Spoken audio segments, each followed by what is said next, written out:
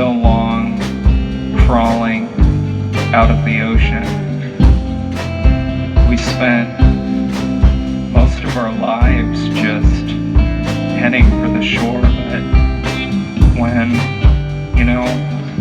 we finally scuttled onto that sand, and I scuttled onto that sand with her, I just felt like, for once in my life, things were gonna work out. We had crossed that ocean together, and we were there, and we were both exhausted, just panting on the shore, but we made it, because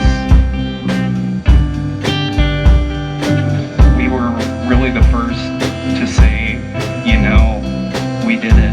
We were the first people to crawl out of the ocean, and we could make our home wherever we wanted. We could make it right by the seaside, we could move inland, we could really go anywhere because there was nobody living on the land at that time. So we ended up building a house and starting a family, and we were really living the dream. And like all good things, people saw that we were happy on the shore, and a few people crawled onto the shore, and gradually several thousands, millions, until it seemed like everybody was living on the land. And on some nights I'd take my wife out, and we'd walk by the river, or we'd walk by a pond, or we'd walk by the ocean, and we'd talk about everything and nothing. It was the kind of conversations that you wish you could have recorded.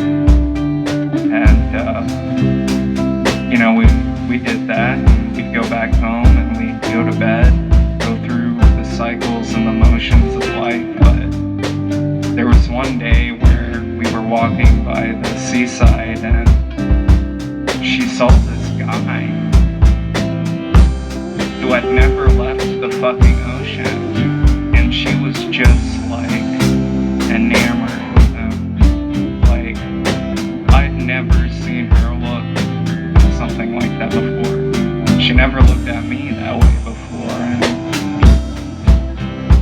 and gradually she started going to the seaside without me to see this guy.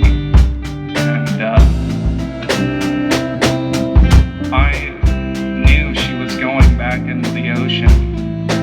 She'd lie about it, but I'd smell the salt on her body, but I knew she was swimming with him. And one day I chased after her. I know I should have stopped her for all the time she had been running away from her house to swim. And as she was running, I was screaming at her. I was telling her, you gotta fucking evolve.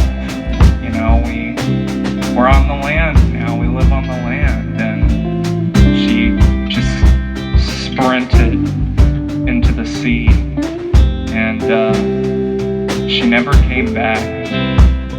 But on certain lonely nights, when the moon hangs high, I'll see her surface, because she still has her lungs, the lungs we worked so hard to get.